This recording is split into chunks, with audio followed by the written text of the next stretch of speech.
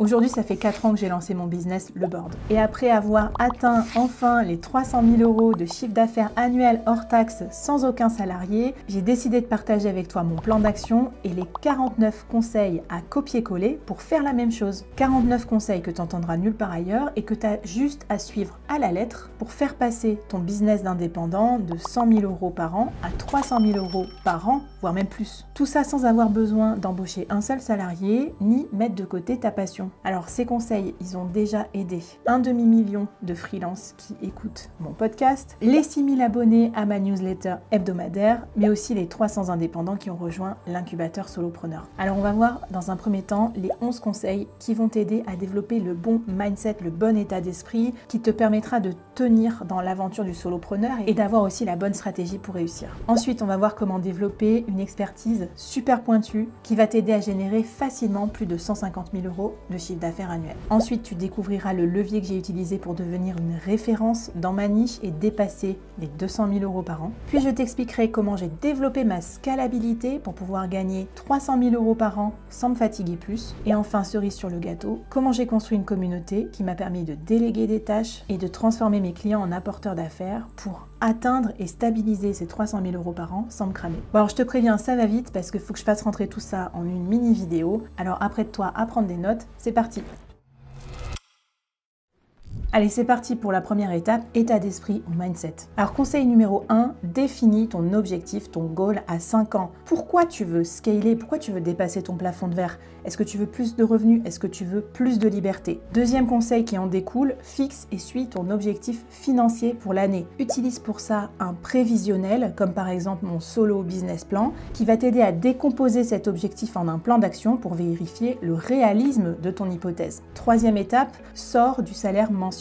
Arrête de te dire voilà, je veux gagner le SMIC LinkedIn tous les mois. Non, fixe-toi plutôt des objectifs trimestriels, semestriels, voire même annuels. Quatrième conseil, bloque toutes tes matinées dans ton agenda pour le consacrer à du travail profond, non facturable. Du travail que tu vas faire sur ton propre solo business. Tu verras plus tard que ça ne sera pas de trop d'avoir une demi-journée par jour pour mettre en place toutes les étapes qui vont t'amener à 300 000 €. Le matin, c'est là que tu es le plus frais, que tu as le plus d'idées, que tu as le plus d'énergie. Donc c'est pas du temps que tu dois gâcher à faire des missions clients que de toute façon tu sauras faire un peu plus tard dans la journée, c'est du temps que tu dois consacrer à développer ton business de façon très stratégique. Cinquième conseil, sépare travail et capital. Le travail, c'est quand par exemple tu fais des missions en client, tu factures du temps.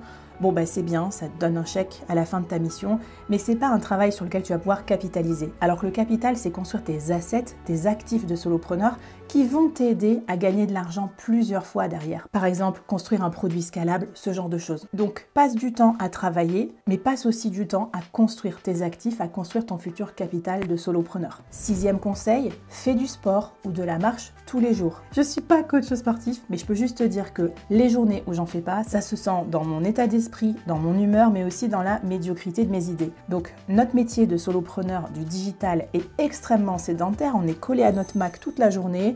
Faut que tu sortes t'aérer l'esprit, bouger ton corps, justement pour être en bonne santé, pouvoir profiter de ta liberté, mais aussi pour que les idées fraîches arrivent et que tout ça se mette en place dans ton cerveau. Septième conseil, revois régulièrement tes workflows, c'est-à-dire ton process de travail, ta façon de travailler. En fait là, l'idée, c'est vraiment de prendre ce concept anglo-saxon, work smarter, not harder. Ça veut dire que arrête de travailler plus, de te rajouter de la quantité de travail, réfléchis plutôt à ton processus de travail, comment tu fais les choses. Par exemple, moi, j'ai revu tout mon workflow de création de contenu, depuis le podcast jusqu'à la publication des posts sur les réseaux sociaux. Grâce à ça, je l'ai rationalisé, j'ai mis de l'intelligence artificielle, j'ai mis de l'aide humaine aussi, et depuis que j'ai fait ça, j'ai doublé, voire même triplé ma capacité à publier sur les réseaux sociaux en diminuant de 8 à 10 heures mon temps de travail chaque semaine sur mon podcast. Donc pour faire ça, c'est simple, tu dessines ton process ou tu l'écris et tu regardes où est-ce que tu peux améliorer les choses. Huitième conseil, traque ton temps. Mais traque-le pas seulement pour voir ce que tu vas facturer à tes clients, non. Traque ton temps pour vérifier que tu passes suffisamment de temps sur les objectifs que tu t'es fixés. Par exemple, tu t'étais fixé dans l'année l'objectif d'écrire un livre ou de lancer ta chaîne YouTube,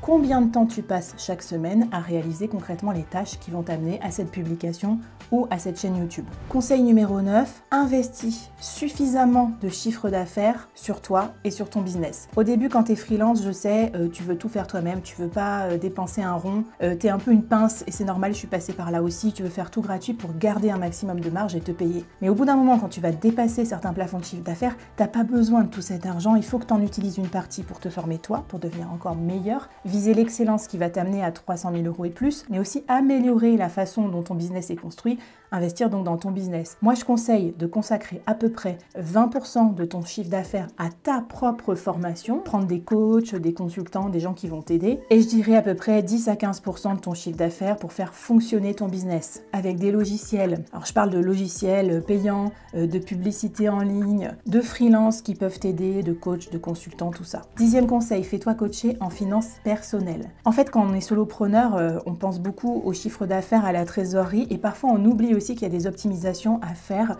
fiscales ou financières, sur ton propre statut individuel. Et comme généralement les accompagnements sont très segmentés, d'un côté le comptable et de l'autre le banquier qui comprend rien à ta vie de solopreneur, il faut vraiment trouver quelqu'un qui peut te coacher sur l'ensemble de tout ça et qui va t'aider à générer du revenu et de la marge sur ton solo business, mais aussi à ce que ça fructifie au niveau personnel. Grâce à ça, tu vas construire un capital à la fois professionnel mais aussi personnel que tu vas pouvoir faire fructifier et qui va t'aider à durer. 11e conseil, construis ton écosystème business avec ma méthode des 4 piliers de la scalabilité. Une expertise de niche, un média qui va t'aider à faire monter ta valeur et à la faire connaître, à t'amener des clients sur un plateau, un produit scalable et enfin une communauté qui va t'aider à dynamiser tout ça sans te cramer, sans t'épuiser. Bon, la partie mindset, stratégie, état d'esprit, c'est fait. On passe maintenant à la partie expertise pour t'aider à être dans le top 1% des experts de ta niche. Conseil numéro 12, vends de la valeur, ne vends pas ton temps. Il faut absolument que tu sortes du TJM. Pour ça, il faut que tu penses livrable, output et non pas input, temps investi dans la mission. Ton client, il s'en fout du temps que tu passes. Ce qu'il veut, c'est une réponse à son problème business. Il veut un résultat. Donc, traduis le temps que tu passes en mission en un livrable intéressant et motivant pour le client et vends ça plutôt que ton TJM. 13e conseil, hyper spécialise-toi. Pour ça, je te conseille d'avoir une triple spécialisation.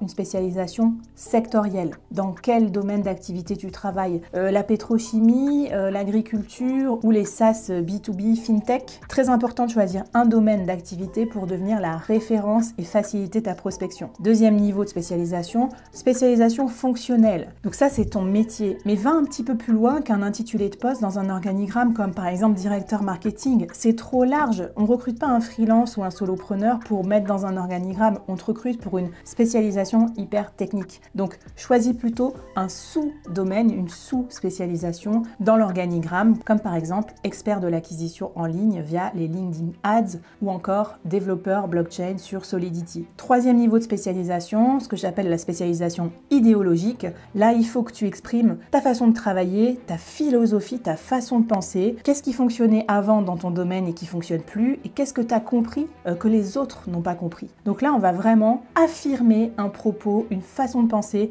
qui va être très clivante. Par exemple, moi, je pense qu'on peut scaler aussi fort qu'une start-up, même si on est tout seul, et qu'on n'a pas besoin d'embaucher des gens en tant que solopreneur, et qu'on peut faire un solopreneur à 1 million, peut-être même à 1 milliard demain avec l'intelligence artificielle. C'est ça ma façon de voir le monde, ma philosophie, et c'est aussi ce qui fait que les gens vont choisir mon service plutôt qu'un autre coach en freelance ou solopreneur. Conseil numéro 14. Pivote vers une niche fertile. La niche fertile, c'est l'intersection entre une compétence rare, qui est donc valorisée très cher par les clients, parce qu'il y a des barrières à l'entrée. Par exemple, si tu es data scientist, ça coûte plus cher sur le marché de consolider, lire et permettre de visualiser la data que si tu es juste community manager sur Instagram. Troisièmement, qui répond à un problème douloureux des clients. Donc, regarde un petit peu ce pourquoi les gens sont prêts à payer cher et tout de suite et tout le temps, même quand c'est la crise. Par exemple, trouver des clients, par exemple trouver des candidats motivés ou performants.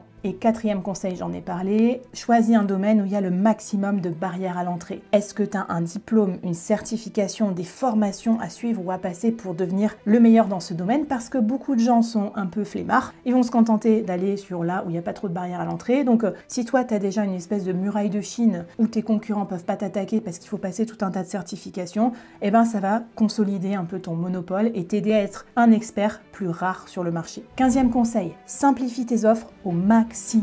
Maximum 3 packages, donc 3 niveaux d'offres différents avec 3 prix, pas plus. Pas d'offres sur mesure, pas de TJM, pas de surdevis, etc.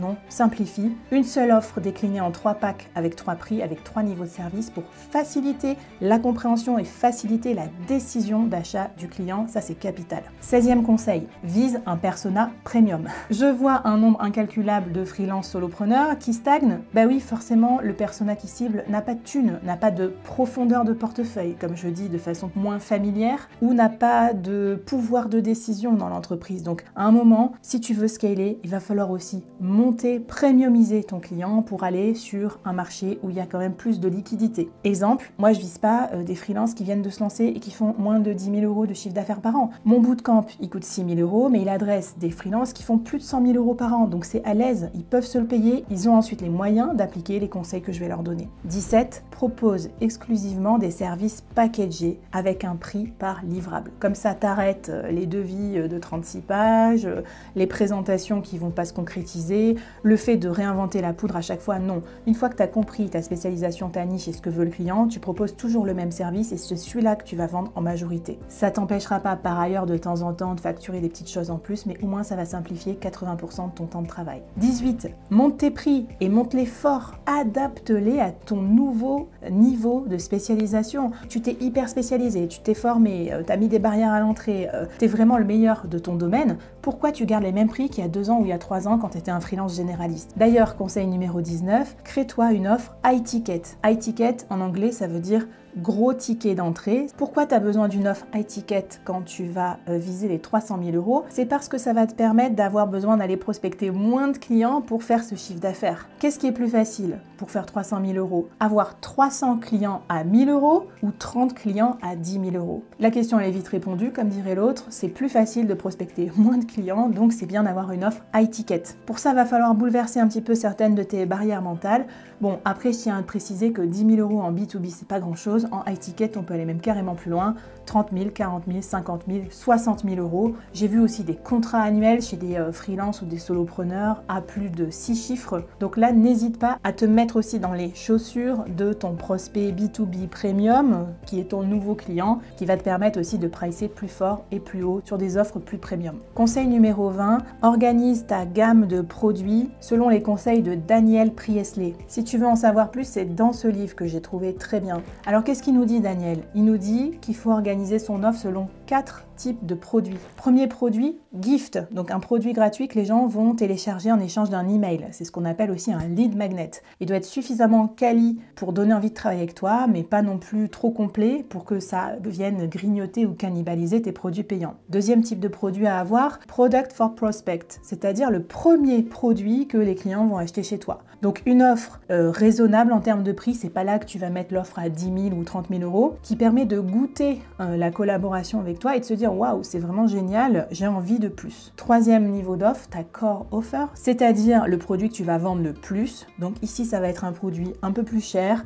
par exemple un abonnement, un retainer, ton offre high ticket. Et enfin, quatrième produit, le product for customers, c'est-à-dire le produit que tu vas vendre aux clients que tu as déjà signé. Donc upsell, cross-sell, abonnement, fidélisation. Ça, c'est un produit qui n'est pas sur ta landing page, qui n'est pas sur ta page de vente, dont tu vas parler uniquement aux clients que tu as déjà eu et comme ça, tu vas faire du repeat business avec eux, qui est une très bonne façon de sécuriser et d'augmenter ton chiffre d'affaires sur la durée. Conseil numéro 21, supprime le maximum de temps en jour homme de ta prestation de service. Alors, là, c'est l'idée de productiviser tout ce qui peut l'être, c'est-à-dire faire des formulaires pour que le client travaille un petit peu lui-même et t'aide à aller plus vite dans tes prestations, faire des automatisations, créer des templates, des checklists, des process à copier-coller, mettre un peu d'IA aussi où tu peux avec certains outils qui vont te faire des résumés, qui vont te préparer. C'est très important. Beaucoup de solopreneurs vont chercher le produit scalable qui va les rendre millionnaires, mais ça n'existe pas, ou en tout cas c'est un très très gros boulot. Par contre, faire une prestation de service high ticket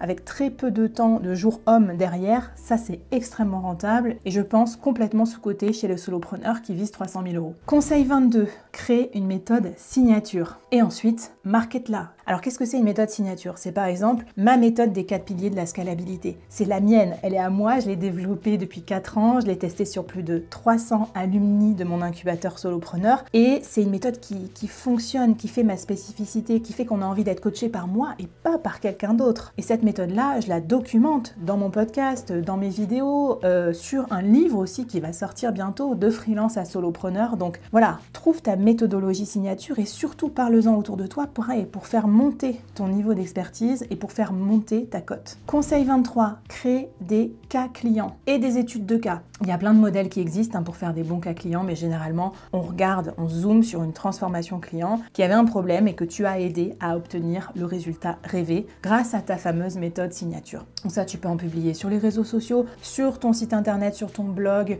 dans ta newsletter. Plus t'en publies, plus ça fait monter ta cote aussi, plus ça inspire confiance avec des résultats tangibles. Et c'est ça que les clients veulent, oublie pas, c'est du résultat. Ils seront prêts à payer plus cher pour un expert qui obtient du résultat plus vite ou de façon plus certaine. Conseil 24, encore un truc d'américain. Under promise, over deliver. Ça, c'est très important. C'est-à-dire surprendre tes clients avec des attentions particulières. Donc, évidemment, il faut que tu aies une bonne offre, mais il ne faut pas que tu promettes la lune non plus, parce que ça fait trop vendeur de tapis. Vaut mieux que tu dises, écoutez, je suis pas sûre qu'on arrivera à atteindre tel objectif, etc. et qu'au final, tu les exploses plutôt que l'inverse. Donc, sous-promettre et délivrer au-dessus de ce que tu avais promis. Moi, j'aime bien faire des petites surprises. Par exemple, j'offre des goodies trop sympas à mes alumni. Je fais des cadeaux aussi un peu de façon aléatoire et je fais toujours un petit truc en plus pour mes clients. Conseil 25, on en a parlé. Réévalue et augmente tes prix régulièrement. Pour moi, le pricing, il n'est pas fixé. Il est dynamique. Je viens aussi d'un univers, l'hospitality, où on faisait varier les prix selon l'offre et la demande. Donc ça m'a donné beaucoup d'idées aussi en tant que solopreneur. Donc tes prix doivent pas être statiques.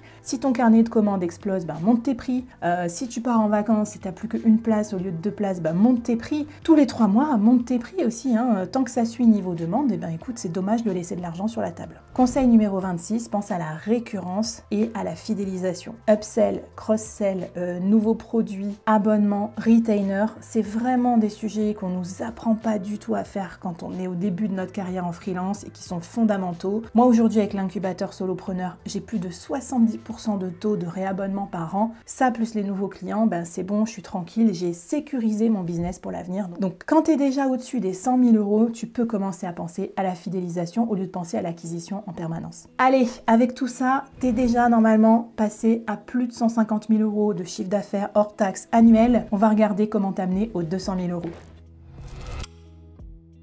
Alors pour t'amener aux 200 000 euros, j'ai besoin de t'embarquer dans la brique média des 4 piliers de la scalabilité. Conseil numéro 27, documente ton aventure en public. Ça s'appelle le build in public. Ça va te permettre de parler de cette nouvelle offre que tu vas créer, de médiatiser les cas clients que tu as créés, de demander l'avis de tes clients aussi sur l'évolution de ton business. Et ça fédère aussi tes clients autour de toi. Ça donne confiance, ça donne envie aussi de t'acheter des choses. En fait, ça humanise aussi ton service et surtout, c'est très différenciant par rapport à la plupart des freelances ou solopreneurs qui racontent rien parce qu'ils sont trop débordés en mission client et à cause de ça ils oublient de publier régulièrement des choses qui vont monter le niveau de confiance et donc faire monter ta cote. Conseil numéro 28, gros conseil celui-là, crée ton solo média, mais pas n'importe lequel. Commence pas à me créer une chaîne YouTube pour raconter ta vie de freelance si ça n'intéresse pas tes clients. Il faut que tu crées un média spécialisé sur le problème que tu résous et spécialisé sur la cible que tu veux attirer. Pour ça, il y a la pyramide du média. Ça te permet de penser t'adapter au persona que tu veux viser, au problème qu'il a et de délivrer la valeur adaptée à ce persona et à ce problème. Dans les exemples de solo média qui fonctionnent bien, je pense à Eric Seclé qui est copywriter pour les SaaS B2B. Il a créé un podcast qui s'appelle SaaS Club dans lequel il interviewe des founders de SaaS et il attire du coup ainsi une audience de founders de SaaS qui s'avèrent être les personas qui achètent ses prestations de freelance B2B. Un média, ça peut être une newsletter, un podcast, une chaîne YouTube, poster des trucs sur LinkedIn, ce que tu veux. J'y consacre un chapitre entier dans ma formation dans l'incubateur solopreneur. Donc voilà, tu sais où trouver plus d'informations si le sujet média t'intéresse. Conseil numéro 29, donc, intègre la création de médias dans ton agenda comme un non négociable. C'est pas si j'ai le temps après ma mission client, je ferai un post LinkedIn. Non, parce que si tu fais ça, tu retombes dans tes travers de freelance à moins de 100 000 €. Donc si à chaque fois que tu es en mission, tu prends plus le temps de publier, personne va te voir. Ça fera pas monter le niveau de confiance. Donc attention, l'activité médiatique, elle est prioritaire parce que c'est elle qui va te permettre de trouver des clients plus premium, de monter tes prix et de travailler moins en gagnant plus. Donc soyons sérieux maintenant, on consacre minimum, 30 minutes par jour à son activité média, écrire un post LinkedIn ou écrire sa newsletter. 30e conseil, donc, crée un workflow. Alors attention, je vais utiliser plein d'anglicismes, désolé, mais en français c'est hyper moche. Crée un workflow pour repurposer ton contenu. C'est-à-dire, créer un process qui fait que, une fois que tu as publié ton média principal, épisode de podcast par exemple, ou épisode de newsletter, tu vas mettre ce contenu dans une petite machine constituée en partie d'intelligence artificielle qui va décliner et recycler ce contenu pour différents réseaux sociaux. Comme ça, t'arrêtes de passer 1000 ans à poster sur Instagram, TikTok, YouTube, etc. Non, tu consacres du temps à ton média principal et ensuite tu le cascades grâce aux intelligences artificielles sur les autres réseaux sociaux. C'est ce qu'on appelle la cascade de contenu et ça c'est possible si tu passes du temps à avoir ton solo média bien pensé au départ. Conseil numéro 31. Trouve des partenaires et crée des collabs autour de ton média. Alors pour que ton média soit lu, vu, entendu, écouté, généralement il faut passer dans d'autres médias qui ont les mêmes cibles que toi. Par exemple, moi je vais me faire inviter dans d'autres podcasts qui parlent de freelancing. Il y a des freelances qui vont m'écouter, qui vont dire « Ah, le board c'est cool, je connaissais pas, je vais l'écouter. » C'est peut-être comme ça que tu m'as découverte aussi. Donc, toi c'est pareil. Si tu as un média sur une industrie particulière, regarde les autres médias dans cette industrie ou pour ces personas et essaye de passer chez eux, de te faire interviewer,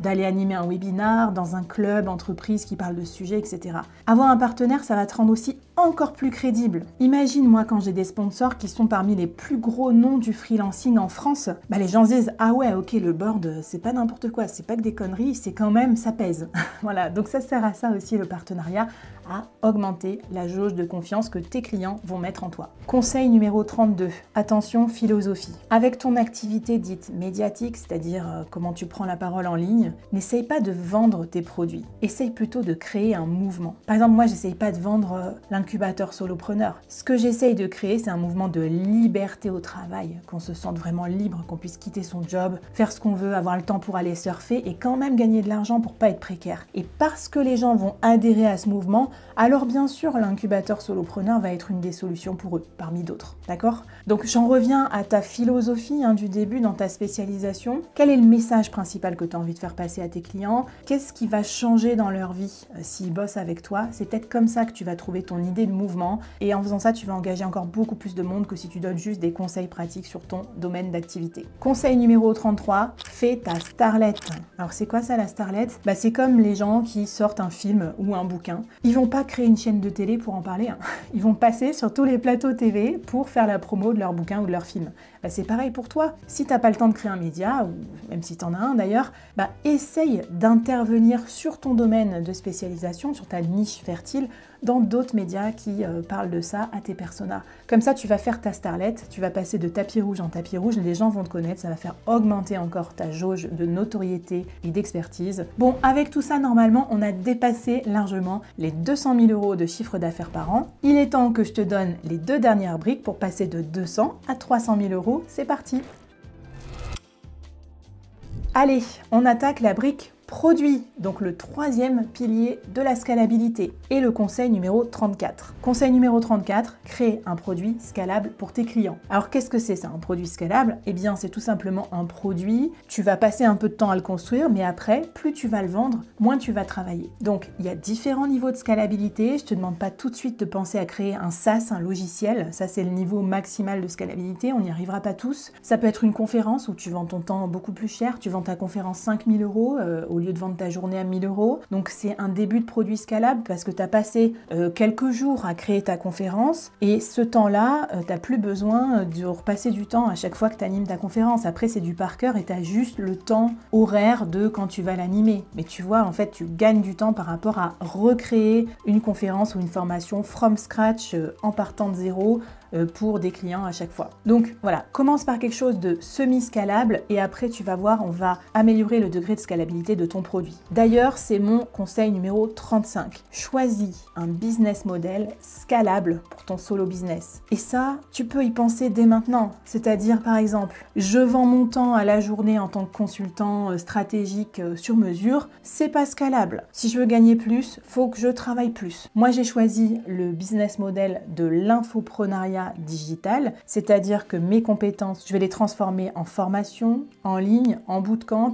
et en une communauté en ligne payante. Et ça, c'est très scalable parce que le temps que j'ai passé à mettre mes compétences en vidéo, bon, bah, ça me prend plusieurs journées, plusieurs semaines, mais après, c'est fait. Et après, j'ai plus qu'à faire un effort commercial pour qu'il y ait plus de personnes qui rejoignent la formation ou le membership. Et là, ça scale. Conseil numéro 36, et ça, c'est pas évident quand tu viens pas de cet univers du business en ligne, construis un funnel de vente pour vendre tes produits digitaux. En fait, il y a des techniques bien spécifiques pour vendre une formation en ligne, pour vendre un logiciel ou pour vendre des conférences. Et donc ce funnel, cet entonnoir de vente, il va falloir que tu le construises. Tu vas voir que ça sous-entend de créer plusieurs outils qui vont t'aider étape par étape à transformer tes prospects en prospects chauds, puis en clients potentiels, puis en clients répétés, selon du coup l'entonnoir de vente ou le funnel de vente. Et ce capital va t'aider à vendre tes produits et donc à augmenter ton chiffre d'affaires. Alors justement, une des étapes clés dans ton funnel de vente, conseil 37, c'est le lead magnet,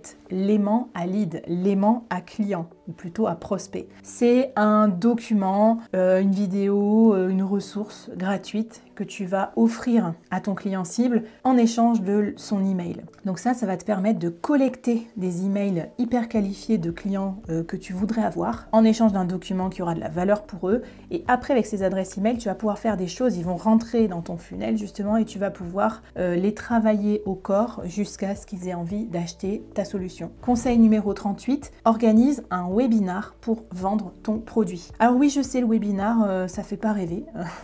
Il y a beaucoup de monde qui trouve ça chiant, mais pourtant, moi qui suis une ancienne directrice commerciale B2B, j'ai tout testé pour vendre tout un tas de trucs. Le webinar, le live, ou appelle ça comme tu veux, la masterclass, c'est vraiment la façon la plus puissante de vendre un produit à quelqu'un parce que c'est en direct, parce que c'est incarné et parce que c'est scripté pour donner aussi envie aux gens d'acheter. Donc, je sais que ça te fait peur, mais si tu veux passer de 100 000 à 300 000 euros, ça va faire partie des choses qui vont t'aider aussi à trouver rapidement ton marché, notamment pour tes premiers lancements de produits, car avant que ça soit complètement automatisé, evergreen et passif, est-ce que ça existe déjà ça? Je suis pas sûre.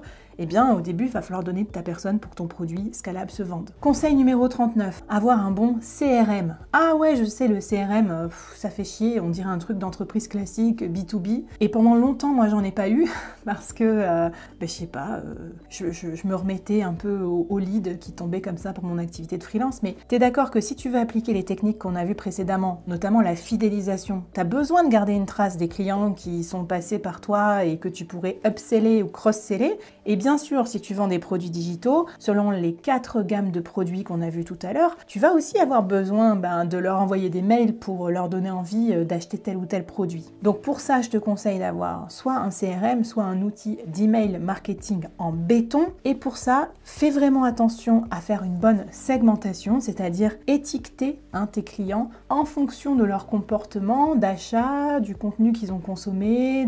Voilà, donc c'est pareil, c'est un peu pénible de mettre ça en place, mais une fois que tu l'auras, ça va énormément t'accélérer tes ventes. Conseil numéro 40 pour finir, automatise tout ce que tu peux.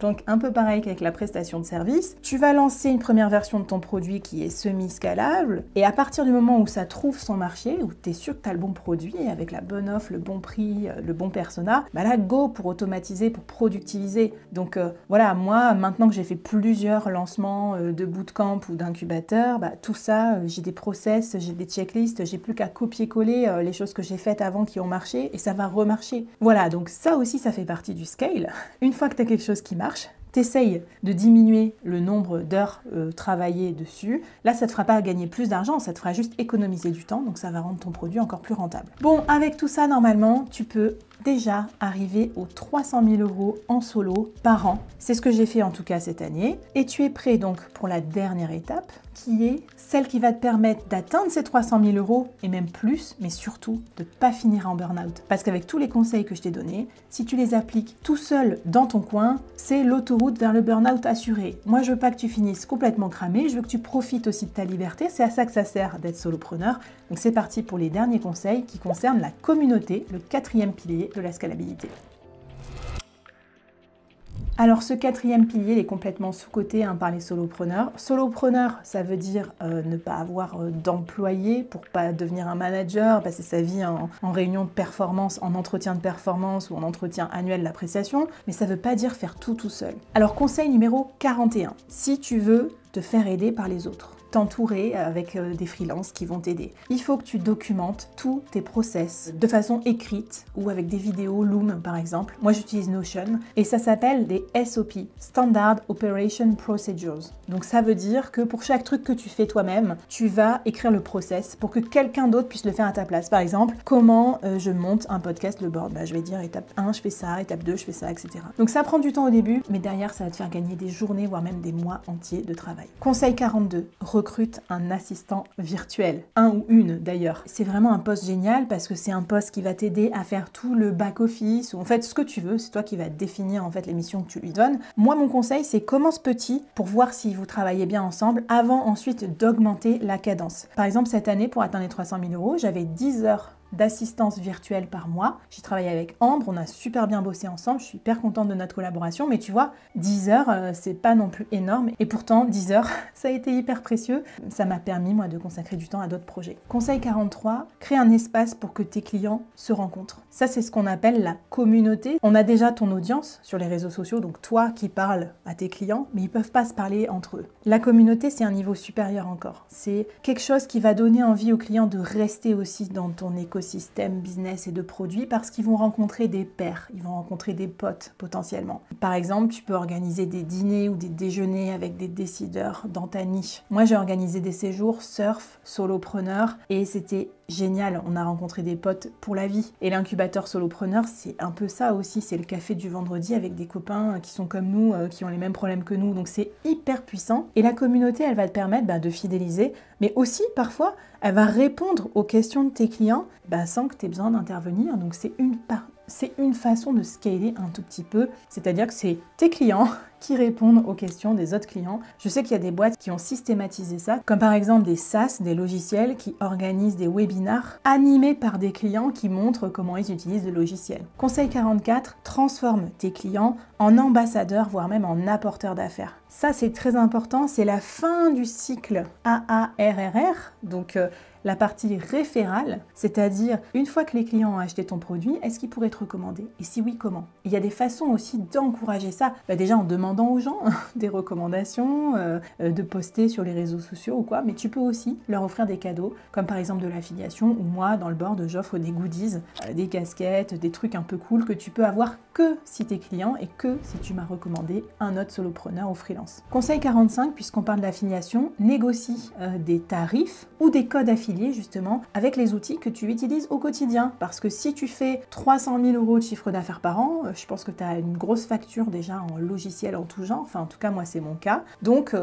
tu peux faire des partenariats avec ces gens-là. Tu peux par exemple générer des revenus passifs en installant ces logiciels chez tes clients. C'est le cas par exemple si tu fais du B2B et que tu bosses sur des gros sujets comme des CRM ou des logiciels comptables. Donc voilà, une façon de gagner de l'argent passivement ou d'économiser sur tes factures. Conseil 46, 46, collecte et médiatise des avis clients. C'est ce qu'on appelle la preuve sociale. Je vois beaucoup trop de freelances qui oublient ça complètement, d'obtenir des recommandations écrites, de la preuve sociale que leur méthode signature fonctionne. Et ça, faut vraiment le faire rapidement. Ouvre un Trustpilot, un Google My Business, ce que tu veux. Mets tes testimoniaux, donc tes témoignages clients, à un endroit proche de l'appel à l'action pour faire appel à tes services. Et surtout, fais-en la publicité sur ton Instagram, sur ton LinkedIn, etc.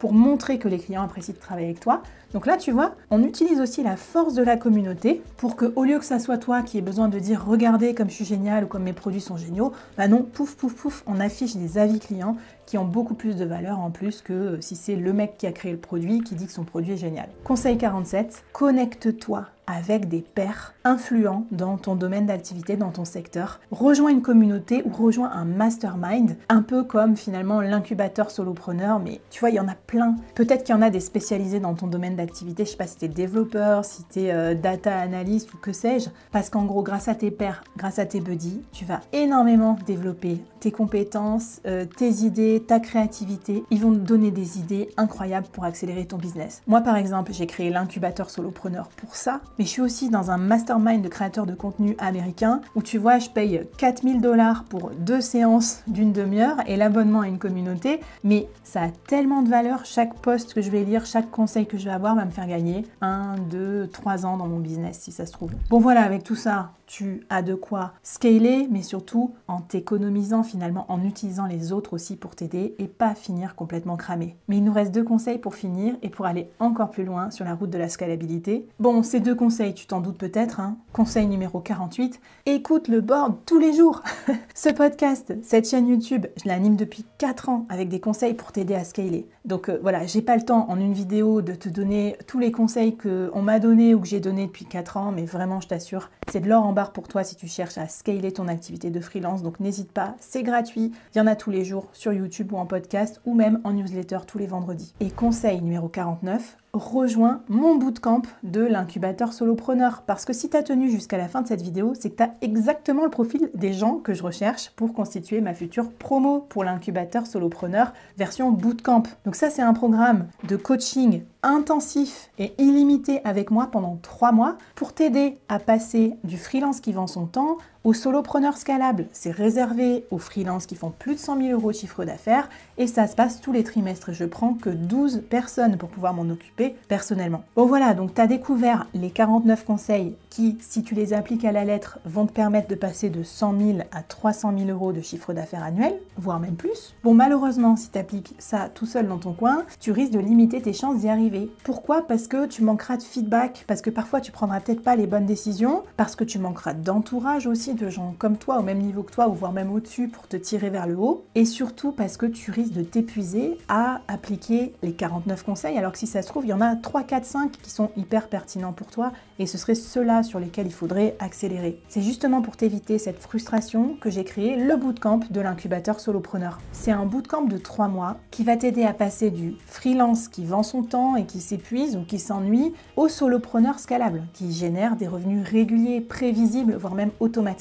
Et tout ça sans t'épuiser. Au cours de ces 3 mois, tu vas avoir accès à un coaching illimité avec moi pendant 90 jours. 2 séances de coaching privé avec moi en visio pour me poser toutes tes questions. 6 lives de 2 heures complètement privés avec la promo que j'organise personnellement. Un groupe WhatsApp de mastermind avec les autres participants de la promo. 4 office hours à choisir parmi les 50 experts que j'ai sélectionnés pour t'aider dans ta croissance en tant que solopreneur. Et là, tu verras, il y a des thématiques ultra pointues. Par exemple, je sais pas, sur le marketing, les finances ou encore comment lancer sa chaîne YouTube ou poster sur LinkedIn, comment construire son funnel de vente. Tout ce dont tu as besoin, tu le trouveras dans les experts du board. Et en bonus, tu auras accès 365 jours à l'incubateur solopreneur avec les lives, la communauté, les formations, etc. Mais attention, pour obtenir de tels résultats pour mes membres, je suis obligée de limiter la taille des promos parce que je m'occupe individuellement de chacun d'entre vous, c'est-à-dire qu'il n'y a pas plus de 12 personnes par trimestre qui peuvent suivre ce bootcamp. Et oui, ça fait 36 places par an seulement, pas une de plus. Donc j'espère qu'à l'heure où tu regardes cette vidéo, les places ne sont pas déjà prises. Sinon, je t'invite vraiment à déposer ta candidature pour le prochain bootcamp. Je te mets le lien dans la description de la vidéo.